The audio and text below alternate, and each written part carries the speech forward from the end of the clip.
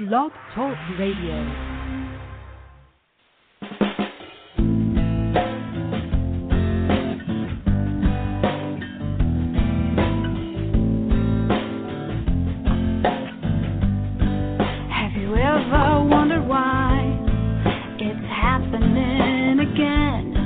Welcome to Mind Shifters Radio with your co-host, the Forgiveness Doctor, Dr. Michael Rice, and his wife, Jeannie. Michael and Jeannie share with you the wisdom of the ancient Aramaic internal process of forgiveness. They offer tools and support 5 days a week. They will support you in building a solid foundation within yourself to live in pure love. In Aramaic, Rachma. Michael is the author of So Why Is This Happening to Me Again? For more information on Michael and Jeannie, please visit www.whyagain.com. And now your co-host, the Forgiveness Doctor, Dr. Michael and Jeannie Rice. To the brightness within you and the truth that is rooted within me. Hi, and welcome to Mind Shifters Radio with the Forgiveness Doctor. That's Dr. Michael Rice. And today is our Memorial Day celebration number 289. Our call-in number is 646-200-4169. We'd love to hear from you. Give us a call, and welcome, Michael. Thank you, sweetie. Welcome, everybody, to the show. We're delighted that you're with us. We're honored to be here to support you in this awesome process of changing the dynamics on planet Earth of insanity.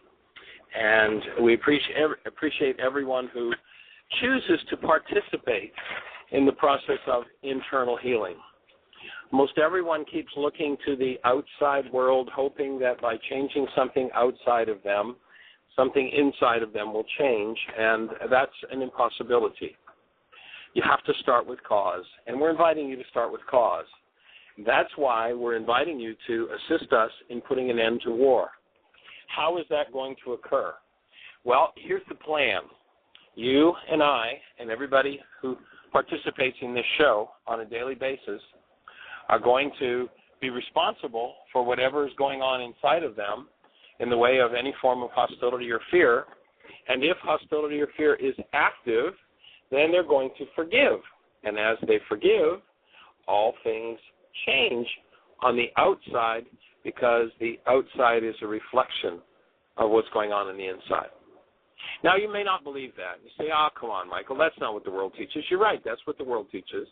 The world teaches in a way that purposely keeps us insane in our hostility and fear, blaming everybody else in fear and separated or appearing to be separated from everyone else.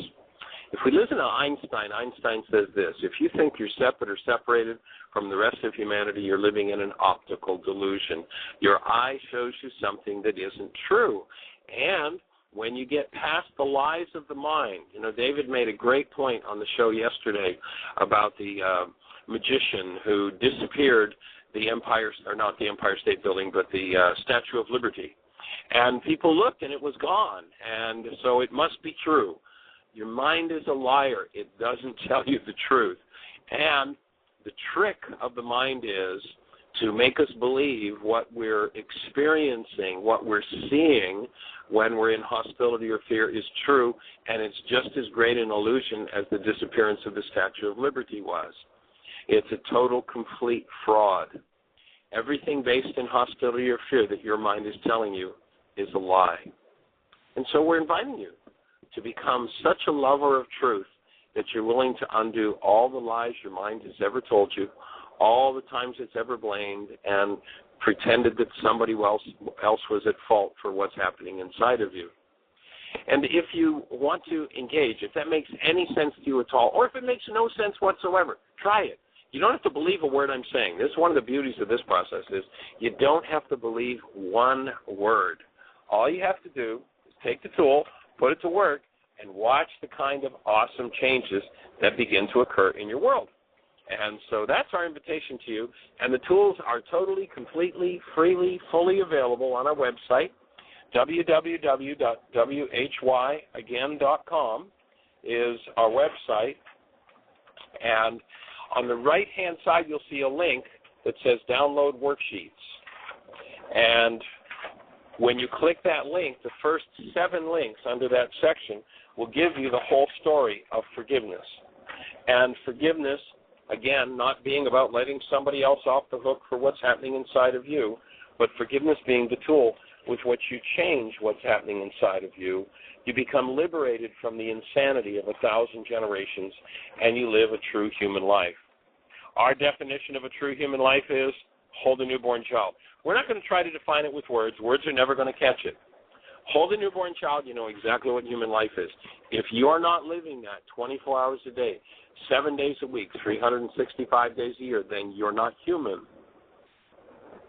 And we invite you to become human. It is possible.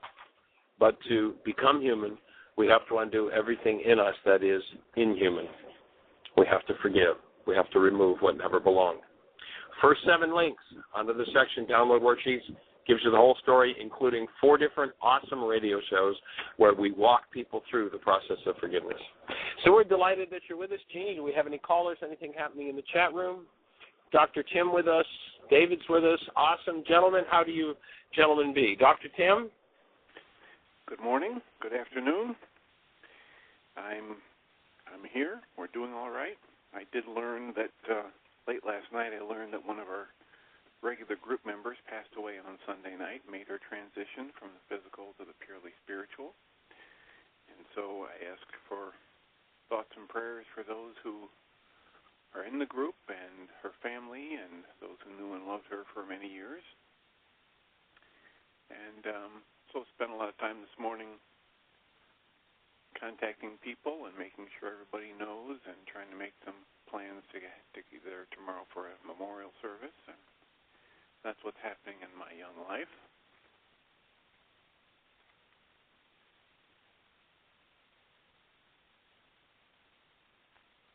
Are you there? Yes, I'm here, and I apologize. I had my mute button on. I started to talk with it on. We definitely are with you and with the group and hold the space that as she moves directly to the light because she's been able to remove any form of darkness from her with the work that you guys have been doing together. And that this becomes a space where the whole work group begins to work on another level on this whole issue of death on planet Earth and being able to remove all the pain, the hostility, and fear so that our minds can begin to show us the truth of what's going on. And so we're definitely there to support you. I knew you would be. Thought I would mention it at the beginning so that people can just share a thought, share a prayer, send some loving energy. Carol was a wonderful person. She was very much into this work and very much into the way of mastery work and had done quite a bit of work over the last few years to make her life better and the life of her family better. So we'll miss her, but we're glad she's no longer in the physical pain, and we're sending love and prayers. Cool. Well, we're there to support you. Anything else happen in the group last night? How did everybody, were there any breakthroughs with worksheets and such? Well, the group will happen tonight since this is only Tuesday, so we'll have to give you that update tomorrow. Oh, that's right. I'm a day off. Okay, well, then we will absolutely. We're actually going to be meeting and having dinner with a couple who are doing the support group, and with Musicom from the chat room, we'll be meeting with her tonight. And so we will definitely hold space for everybody in the support group tonight and for Carol in making that transition. Thank you. Thank you. We look forward to it. All right. And David, how are you, sir? I'm doing well, Michael. Nice to hear you guys on the radio today, and beautiful day here in Theodosia. I'm eager to see if we have any participants out there that's wanting to play. You know, I think about this radio show much in the same way that I do a Mind Shifters group. Often in going into a Mind Shifters group, there's the initial getting started of the group, and where the real growth from my perspective is where I get my most out of is when other people are participating with it. So I'm eager to see who's going to jump in and play today.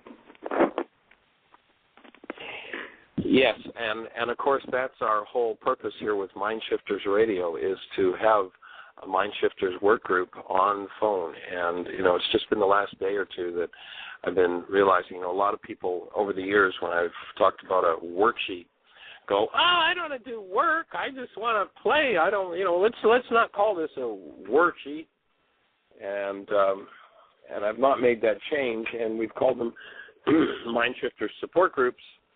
But I think I'm going to actually change the title to a Mind Shifters work group. And yeah, we very much have an awesome. I really appreciate everybody that's on the show and the space that everybody holds and the work that everybody is doing in terms of healing and holding the space for each other. To me, it's really awesome when you recognize that there are people all over the globe, when anybody calls in with a situation, who are beaming, literally beaming that energy of love toward that person who's on the phone and toward everybody involved in the situation that they're working through. It's just awesome. And it is very much a work group that we have in each Mind Shifters group. I think we're going to invite, and of course I'm putting this out there for feedback, that we move into calling the Mind Shifters work groups, so that when we invite somebody, it's like, you come in here to do your work. This isn't playtime. This is a serious, and it doesn't have to be serious, but it is a committed form of inner work that we're inviting people into, and we're just here to support everybody. So, and of course, ultimately, the goal is to take this work. The purpose of it is to take this work to every mind, heart, and being on the planet. Well, Michael, David's asking who would play. I would like to offer that the Friday call was fabulous as usual. When you get two people such as yourself and Dale Allen Hoffman together, who've been looking at this work for as long as you have and actually doing the work. And if we don't have a caller with a specific question, I just wanted to say that I've listened to it twice now, and I went out and listened to a half-an-hour video of Mr. Tannen, where he's talking about the actual letters from the ancient Aramaic, which is now they call the Hebrew language, and the knowledge and the energy and the three-dimensional aspect and the vibrational aspect of those. That was just a fabulous call on Friday.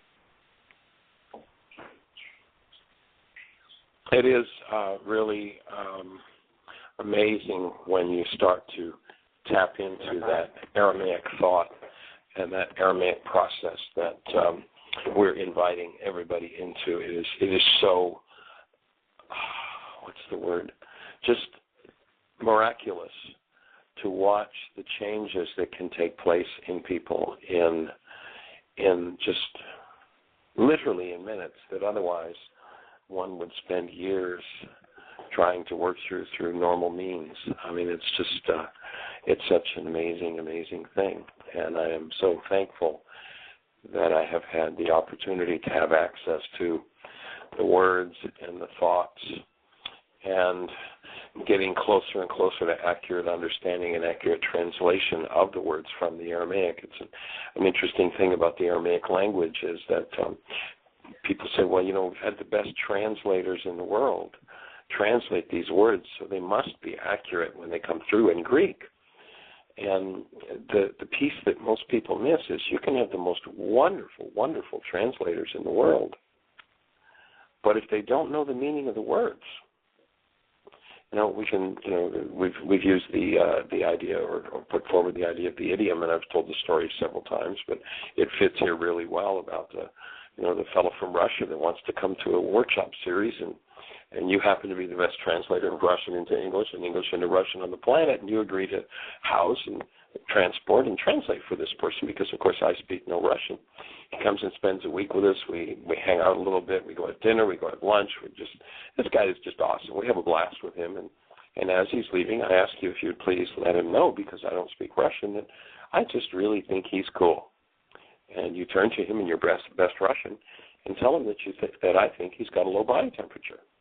You know, translated my words. You can be the best translator in the world. You translated my words perfectly. Just didn't say a word about what I meant. And that Aramaic language is so idiomatically oriented that until you start to understand those idioms, one of my other favorite idioms is, people say, well, how do I get to the level of power? Here's this guy, Yeshua, who says, the things I do, you too can do, and greater. And so how do I get to the level of doing that? And Yeshua would say to you, if he were sitting with us, he'd say, well, what you've got to do is eat my body and drink my blood. And that's been made something about communion. But that's not what it said in Aramaic. It's Aramaic. There's an idiomatic meaning to that you can't translate. You've just got to know what the word means. And so if Yeshua were saying, eat my body and drink my blood, he'd be saying, you've got to totally digest and understand everything that I know in order to do what I do. And it's an idiom. You can go research it. It's an idiom that's still in use in Aramaic today. And the misunderstandings and the mistranslations. So the work that we've done with the Khabouris manuscript and kind of my part in it, I don't speak, read, or write the language, but what my part was when the translators were finished with it, we assumed, okay, we have an accurate translation of the words. There were 25 different translators that worked on this thing. It's powerful. When these 25 get together, they're some of the top Aramicists in the world when they did that work back in the 70s. But then we didn't consider it accurate because 25 great translators translated it. What we did is we took it into the laboratory of the classroom and said, okay, let's see if it works. If it doesn't work, you don't have an accurate translation. And you look at the strife and the conflict and the hate and the fear and the rage and the war that goes on in the so-called, and I very pointedly say so-called Christian community. And they don't have a clue what he said, because they're still doing the exact opposite of what he said to do, and they're still living with the results of doing the opposite. He says, if you do my work, you're going to love those who hate you. You're going to do good to those who despitefully use you. You are not going to finance bombs and go out and kill them. And so this is how and why we're doing what we're doing, the way we're doing it. And one of our goals, one of our purposes in doing this, to be more accurate purpose, is to put an end to war on planet Earth, to actually get an understanding of the work of Yeshua into enough hands and enough people who will actually do that work that we change energetically the dynamic of war on planet Earth. The dynamic of war is explained very well in the ancient book of James. And he says, where does war come from? It comes from the war within your members. In other words, the conflict going on inside of you. And what most people do when they're in conflict internally is they just hold their breath and they cut themselves off from the higher intelligence of the breath and get locked into whatever's stored in the body-mind unit, in this carbon-based memory unit.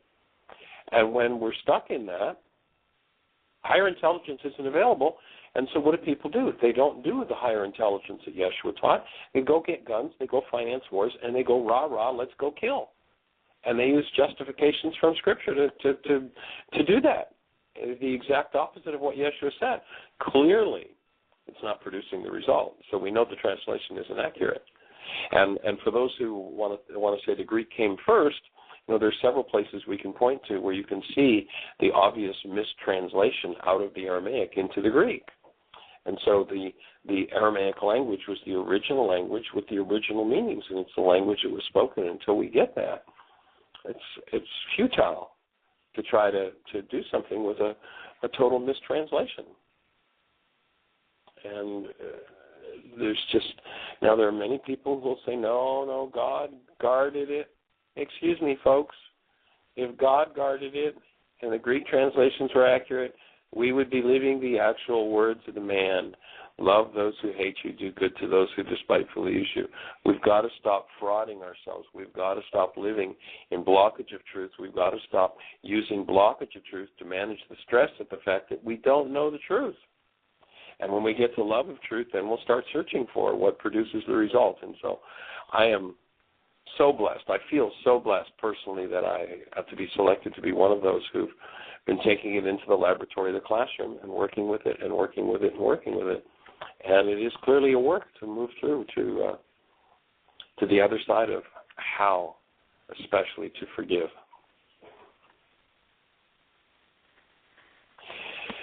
So, Dr. Tim, do you have any thoughts in that direction? And if not, we're going to move to a caller that's on the line. Well, I just thought that when Dale was talking about it on Friday, I've heard him say this before. Not only is there that example that you give about telling the person, I think he's cool, and then kind of missing the mark for what you intended to say, but Dale uses the example and says, trying to, be more hip and use street talk and say, tell him I think he's bad. Yeah, right. And of course, in that case, we don't just exactly miss the mark. We're giving the exact opposite translation of what was intended. Exactly. And then the other piece is, Dale talked on Friday about how with Bibles, in order for them to get patented, they have to have 22% new content, different than any other Bible that's already been patented. And that's been going on for years. Every time a Bible gets published and patented, it has to change at least 22% of what was in every other Bible. So at this point in time, what's the original? And people want to go to war over, one book being burned or another book being sacred, and so, just to really slow down and step back and think about the meaning of our actions and the source of the things we say are sacred, and to take it to the next level, to do what you're talking about, to actually apply it and try it in my life and see if I end up feeling more calm and loving and centered, or if I feel more angry and bitter and fearful and resentful. And so let the proof be in the pudding, and let the work speak for itself. It was just a wonderful talk on Friday. Yeah, it was pretty cool. So you're going to be serving pudding at the support group tonight? Is that what I heard you say? Yeah, exactly. Oh, okay, good. Yeah. Let me take you literally. So I can see what that idiom means. So you're going to prove it by serving us pudding. Okay. Well, I'll see if the forgiveness works by eating your pudding. There you go. That's what our says. And our the Aramaic language is such a bright brain language. It's just rife. It's just loaded with those idioms, and you just can't translate them. You got to know what they mean. And I sure do appreciate Dale for the work he's been doing. He's been digging in since we first introduced him to it back 15 years ago, and he's really becoming one of the world's top Aramicists. He's really moving in directions that are so powerful and empowering. Very cool. Well, let's see. Jeannie has a couple of callers for us, so let's welcome our caller. Area code 541. 541, you're on the air. Welcome to the show. Who's calling? Where are you calling from? That's Julie from Ashland, Oregon. Hi. Hey there, young Julie from Ashland, Oregon. How do you be? Well, I'm being, definitely. Friday show, I have a few things I want to discuss. I'll get to the Friday show for a second, because when you're talking about changing the worksheet idea to and the support groups to work groups, and right. I know that word work is quite a file in all of our minds. Yes. To push through. So a couple things have come to me. In doing my worksheets, I've seen how thwarted I've believed I was in life. And I'm changing. I like to rhyme things, so I'm changing it that I now have the tools to move from being thwarted to supported. So I'm doing that. Yeah. But the other thing I wanted to say, I'm also a teacher. I teach music and piano, and I've learned to tell my students that what they're doing when they're practicing, it's not work. playing the piano is the idea, and that it's a labor of love. You've heard that expression, so that might be a nice file. And also sincere and committed endeavor. I like the word endeavor. And then sincere and committed. So I look at that for myself, because lately my worksheets have been about why am I not staying committed to myself. And so that's a question I can ask and maybe shift my files, because I do believe in the endeavor. I'm excited about the endeavor of the overall work, that this work from Jesus and the Aramaic and what you've brought to us. But I still get ashamed and guilty about not, holding up my end of the deal, letting us down because I'm not really doing the work, and my commitment may not be as sincere and, full as is required to do the work at times. And I work through that. But I think that might be a nice way to think of it, as being an endeavor, and where am I in my sincerity and commitment level with regard to doing the endeavor, so that I don't invalidate the endeavor entirely, Well, that's good input. We'll certainly put that in the hopper. And it sounds like some worksheets on guilt and shame are going to be your next piece of work. Definitely. Even when you were talking today, I was thinking about how far back to, people that I feel I'm letting down. It looks like it. There he is saying this works, it's going to be good for you, and I simply feel too ashamed and guilty to pick up the tools and just do the work. So that's anyway, yes, I'm going to be working on that. So thank you. I think that's all I was going to say. We support you in forgiving your capacity for shame and guilt. That it's pretty bizarre, because a lot of the religions teach guilt as a way to keep people from doing what they call wrong.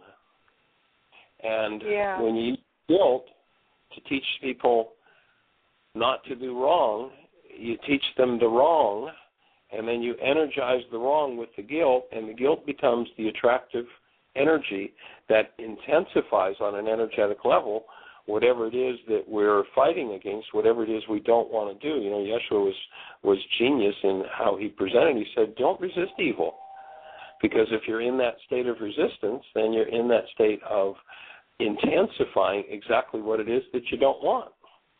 And what you want to do is intensify what you do want and forgive, let loose of the energy of whatever it is that you don't want. So I'll join you and support you in letting go of that guilt. I'm willing to have any and all guilt in me surface, and shame, and be liberated and forgiven, and to come forward as clean and clear as this awesome human life that we are and that we were given in creation. Yeah, thank you. And it is such a reality that you speak of.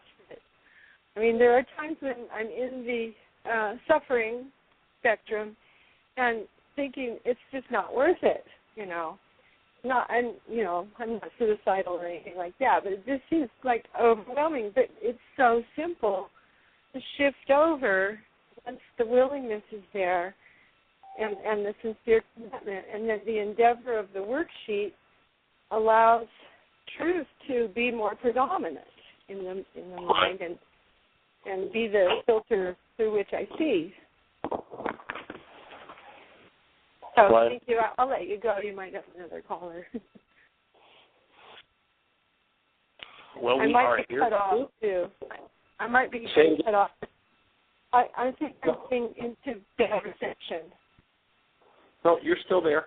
You're fading in and out, but you're still there. So, well, we hold the space for that next layer of guilt and shame to be liberated from your physiology, and for you to come forward in a new way, in a deeper way, as the human being that we know you are, and we hold the space for that.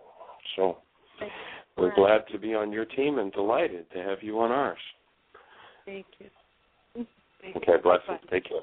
Bye-bye. All righty. Bye-bye. Gene, you've got another caller? By the way, our call-in number is 646-200-4169. If you'd like to have a conversation with Jeannie and I, David, Dr. Tim, we're all here to support you. We're all here to give you input on this awesome process of forgiveness. And again, forgiveness being not the tool with which you let somebody else off the hook. It's a difficult definition for most people to change in their minds, is my observation.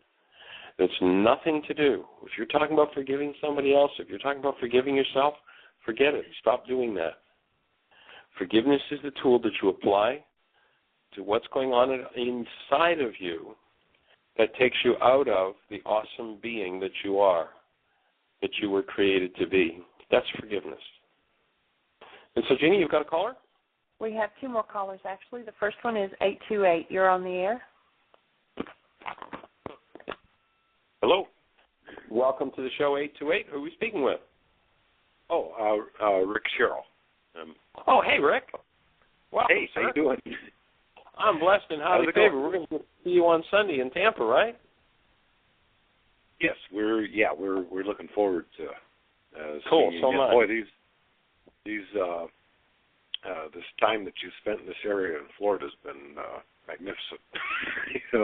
It's been wonderful. I'm looking forward to the summer too. So I just sent you an email. Go ahead. But I've got one question that's in this work that you do. I'm so attracted. I love it and everything. One thing, maybe I'm not seeing thing, but how does I've always had a belief in reincarnation and karma, and that we bring things with us. How does that tie in with the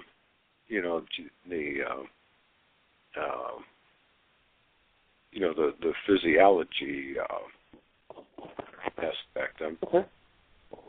Good question. Well, I used to be a used karma salesman, so I can answer that question for you. By the way, before we get into that question, tell me about when you say the time here. I know that you've been to, 3 different sets of workshops now since we've been here on the west coast of Florida? Quite a few. Well, I've been to 2 Saturday still points, and we've been to I think probably 8 or 9 workshops during the week. Cool. And what have you been seeing happening? What's happened in your world that you have the comment that you made about the experience of it? It's been kind of like an awakening thing. It's not been. I've been doing worksheets, and it's not like there's a blinding light and everything is suddenly released, but I'm able to see things. I get the sense of what's happening within me to a much greater degree, and emotionally, a lot has come up for me, and I remember the 4 steps that you're talking about knowing if it's a healing process or not, and I think it's a lot of crap is coming up, and although I don't feel like I'm on top of the game like I should be, sometimes I'm aware of it, and that's never been the case for me before. I've just kind of gotten caught up in the mad rush of the emotions, and this is it's great.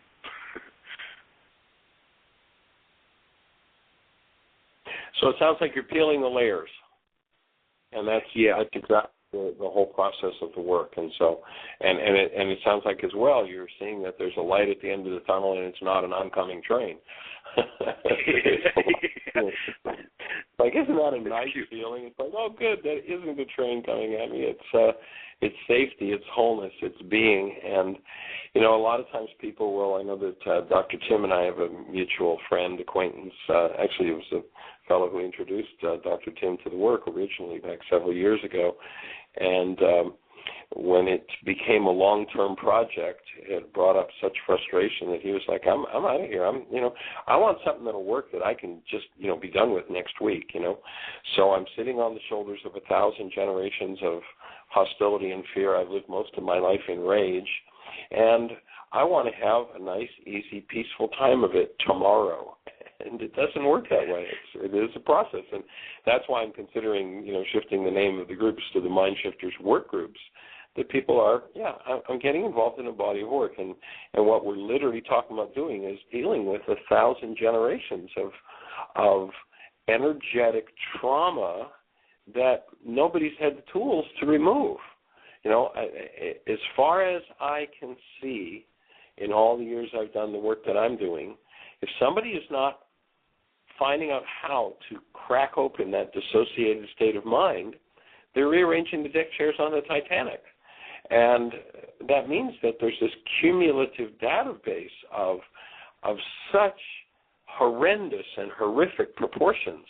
I mean, when you look at the atrocities that have been done by non-humans, and the atrocities have been done to humans down through the ages, it's monumental. And we carry the memory of that in us. Now, the mind can present that as though it comes from another lifetime. And maybe it does. I don't know. Person who didn't believe in past lives in this lifetime probably didn't believe in them in the last one either. When a past life, and I've seen it happen many times, when what appears to be a past life memory comes forward, I just invite people to do whatever they choose to do with it in terms of believing it or understanding it. If you want to believe it was a past life, believe it. If you don't. Doesn't matter. I can just as easily explain what somebody calls a past life memory as the mind's creative way of presenting something in a way that you can deal with it. And it may be nothing more than that. The truth is, it doesn't matter. The key is, did you deal with it? It's not, and I've watched people, one of the disadvantages of the whole past life game is I've watched people who get involved in the phenomenology of this, I was this, and, I haven't met too many street sweepers, they were kings or princes or Cleopatra or, King Tut or whoever. And it's the longing for identity that allows the mind to hallucinate that, I was King Tut, or I was the high priest of this, or I was the impotent of that, whatever it is. And so if somebody has what appears to be a past life memory come forward and they accept it as that, accept it. It really doesn't matter.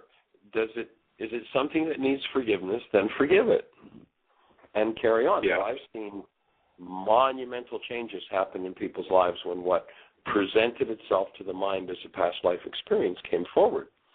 But that's not enough proof to me to prove that it is, in fact, a past life. And again, it really doesn't matter. Am I doing my work around it? That to me is what's really important. Yeah. Well, it's I used years ago. I was caught up in that with the Edgar Casey readings and so forth. But way of avoiding your work today. Yeah. That's this question I've asked myself. Okay, well, what is it that I'm dealing with right here, right now? And that's where the key lies.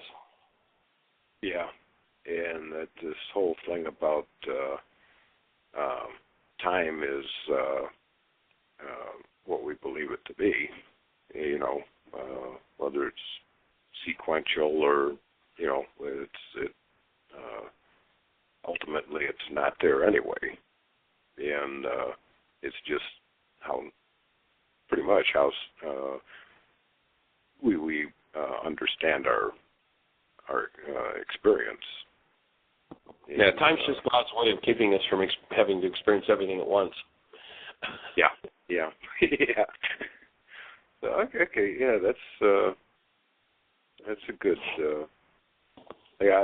I know I have felt with the bags of garbage. I think it boils down to what the Course calls that specialness. I feel like mine is bigger than anybody else's, so I've hunted for ways to make it more difficult. But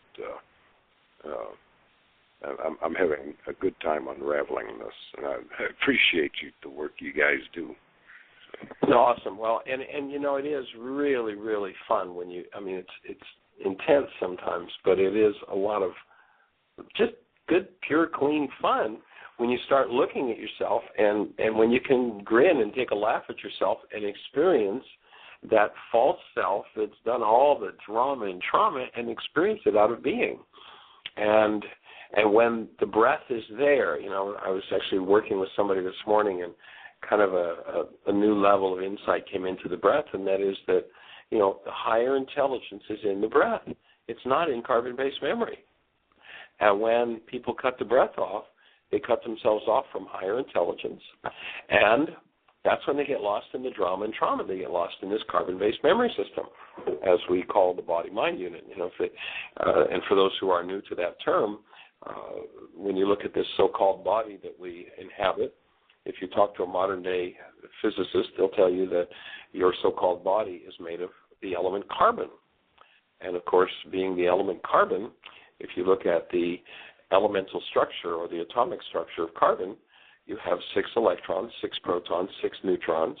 It's where all the trauma is stored. And when people cut themselves off from the breath, and that's why that, as you said, you've done 2 breath workshops now, and that's why that breath work is such an urgent and important part of the process, because the higher intelligence literally resides in the breath, cut ourselves off for it, and we're locked into whatever's in carbon-based memory. And if what's in carbon-based memory is, self-deprecation, guilt, fear, rage, murder, whatever it is, that will become the director of our behavior.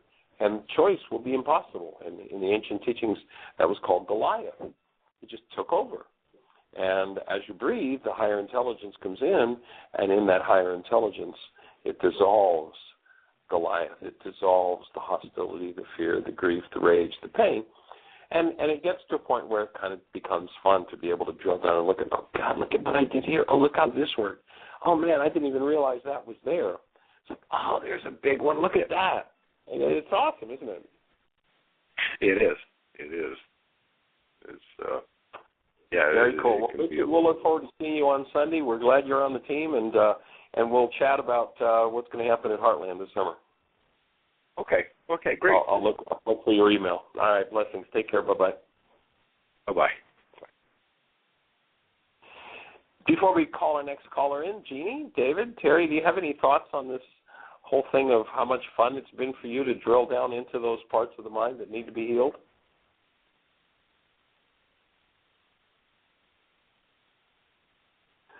I'll take it from everybody's silence that there's no response to that. Okay. I would not have used the word fun, no. Rewarding I would use, but not fun. Well, I was waiting to see who was going to approach first, and here we are both jumping in at the same time. And, the other day I was making reference to one of my teachers that said for me to enjoy my code. And the truth is that I determine what it is that it feels like and everything else, and I can enjoy doing my worksheets. Actually, when I really do get to the place, and as you point out, Michael, when I'm in the thick of it, it doesn't feel like that it's fun. And, when I used to go to the haunted house when I was a kid, it didn't feel like fun until after I got out of the haunted house. And then it was like, let's go back through and do that again. I remember, it's similar to that, and I'm the one that gets to write it, and being, my mind operates on the words that I use and the thoughts and the feelings that I have connected with it, and I can shift it at any time that I want. Now, there's times that it's like, well, that's the reminder. So to do the work, what I heard the young man saying prior was that, he's feeling all of this stuff. And I think he pointed it out, Michael, that, that's what happens when we open the page to look at those things. And it's just a process with it. Can't look at everything all at one time. But with it, it's kind of like, what's that fable where all of a sudden if we look at something, well, then we get frozen in it? There was some story about that, looking at a certain object, don't look at it. And I think you might make a biblical reference to, was it Sarah that turned around and turned into a pillar of salt? There may be a connection with that there. And it's just it is just part of the game. Call it a game. Oh, this isn't a game. Well, I don't know. I don't know. When guys get out there on the football field and start beating each other and hitting each other, and they call that a game. I don't know that it feels that great. They seem to think so afterward. So it is just in reference to, this is just part of it. Yeah, it's just it. That's it. It's definitely quite a process. And, of course, when you're in the middle of a major emotional, physical, psychological healing crisis, it can get pretty intense. One of the things that I've found in that process is that if I label what I'm going through pain, I can re-empower it as pain. When I label it as an experience or intensity and take the label pain off of it, then it tends to get softer and easier to move through. And it's not always fun to go through those layers. But again, the digging down into the deeper parts of the mind, to me, just becomes more exciting all the time. So, Jeannie, do you have any thoughts in that regard? Are you with us, Jeannie? No, but we do have a caller online. Okay, well, let's listen to our caller. Area code 630, you're on the air. Dr. Rice?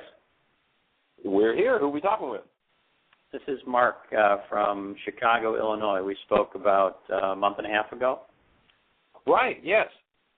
And I had a couple of questions that came up since our conversation. If you remember, I'd gone through a pretty intense experience. And I'm writing about it. I've been writing a book. And I invited a friend of mine who he's a Christian man and has studied the Bible pretty intensely. And so he's been challenging me on some of the experiences that had happened and challenging me that, hey, some of this stuff isn't from God. Now, when I went through the experiences, and still in my hindsight, it's like there was so much love in what I had gone through that there was no question that it was from God. And so we're playing a little bit of Bible jousting, where he's much more well-read in the Bible than I am. So he's coming at me with different verses and teaching me some things, and I'm learning, which is extraordinary because it's thrusting me into the Word. But the challenge I have is I'm not sure if the interpretation or the version of Bible that he's using is even accurate based on reading and learning from you. And so I was wondering if there is a way to get access to more complete or searchable kind of more your interpretation or the interpretation of the Aramaic Bible. That was one question. What we've published so far from the Kabor's manuscript is available in a book called Enlightenment, which happens to be out of print at this point. We should have it back in print within a few weeks. And so that's a good study aid. And until you get back to the Aramaic, the level of translation of most of the key ideas, when people are speaking words of hostility and fear, if you listen to Yeshua, he says the power of life and death is in your words, and the definition of the Creator is love. So if we put the quality of words with the Creator, we're not going to hear words of hostility and fear coming out of love's mouth. Just not going to happen. And so if you've got somebody who has a fear-based, is trying to instill fear in you, which oftentimes when people start that whole conversation of this isn't from God, and they're looking from a fear-based mind, they're looking through a particular filter. And the filter that they're looking through is the filter called fear. When one is in the fear filter, the only quality of reality that the mind can present to that person is something that is threatening. And so you'll notice the conversation that comes out of that fear filter will include some kind of a threat. And the threat will usually look like something, well, if you don't believe the way I do, boy, you're going to a very hot place for eternity. Excuse me, that's not a conversation that involves love. It's just not there. And somewhere you've got to find yourself a standard. And the standard for translating the Scriptures is outlined extremely clearly, and it even comes across in the Greek, extremely clearly when they ask Yeshua, what's the first law? And in Greek, the answer comes across through the Greek channel and the Greek translations. It says, you must have love for God, for neighbor, and for self. In the Aramaic, what it says is you must have rachma for God, for neighbor, in order to maintain self. Those who would control others through hostility and fear do not want you to maintain self. What is self? Hold a newborn child. It is this awesome active presence of love. And so one who's not met the protocol, because this is a protocol that Yeshua lays out for understanding what he called the law and the prophets, the whole body of the Scriptures. And so what he says is it is this condition called merachma, which is literally a filter in the frontal lobes of the brain, is maintaining this condition of love inside of you when you think of any object of attention, creator or neighbor. And when you have that gateway open, you maintain your human life. And then he says, and the Greeks even translate this one fairly accurately, he says, for upon this hangs the law and all its prophets. Someone who's using words based in hostility or fear does not have the condition of love in their mind.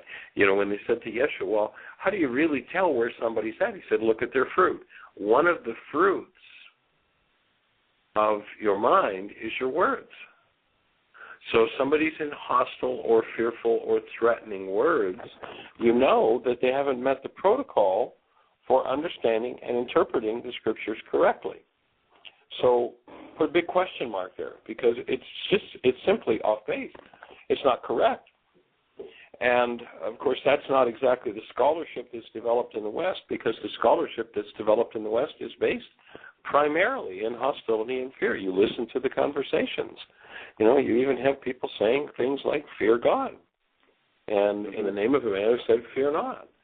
So, you need to make sure that you keep your connection to source and don't give it away to somebody who's using threatening language in order to try to switch you to the dark side, because hostility and fear is the dark side. And if you follow darkness, if the light for you is darkness, then what kind of crazy dark things will one do whose light is darkness? That is, the guide in their mind is some form of hostility or fear.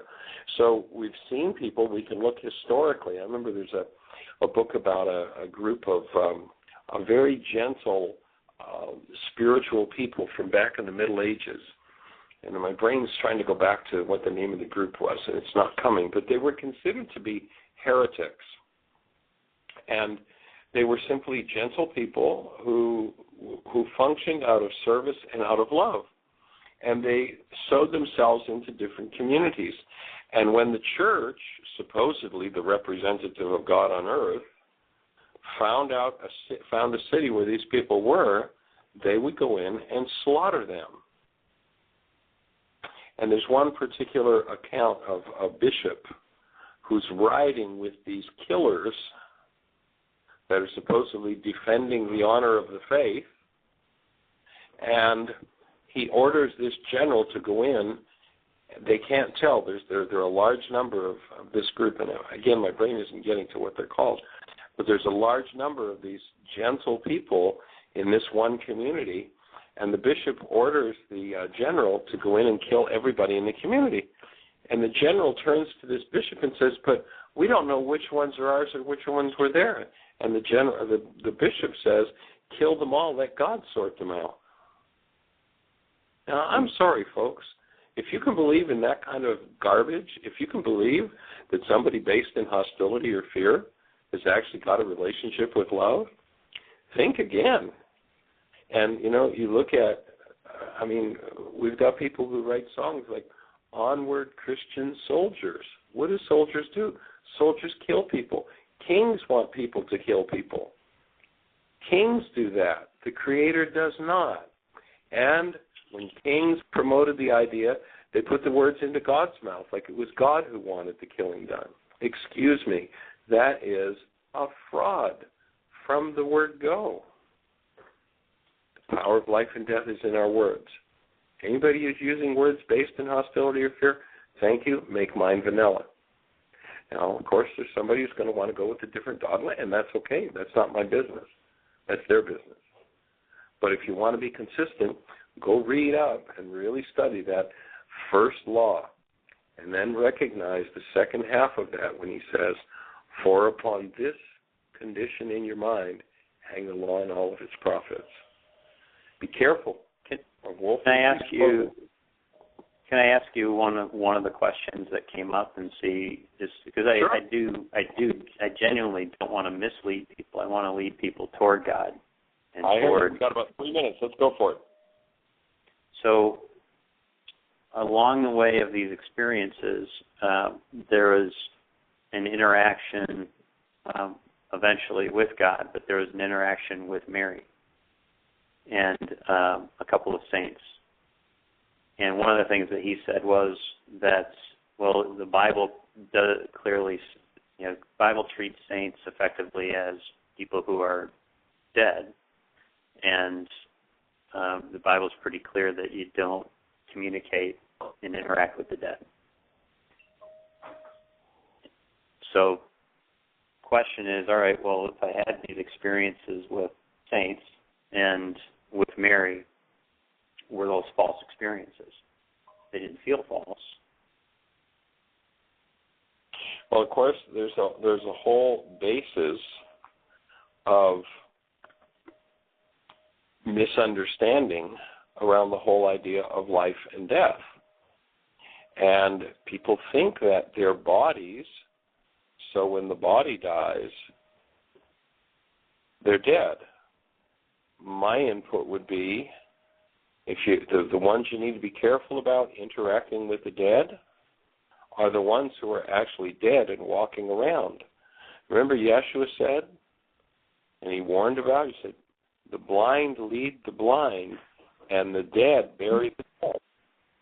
The dead burying the dead is not about physical death. It's about those who have no spiritual life in them, no active presence of love functioning in them. Now, they're the ones he was warning about, buying into what they have to say. The dead speak in terms of hostility and fear. They do not speak words of life and aliveness.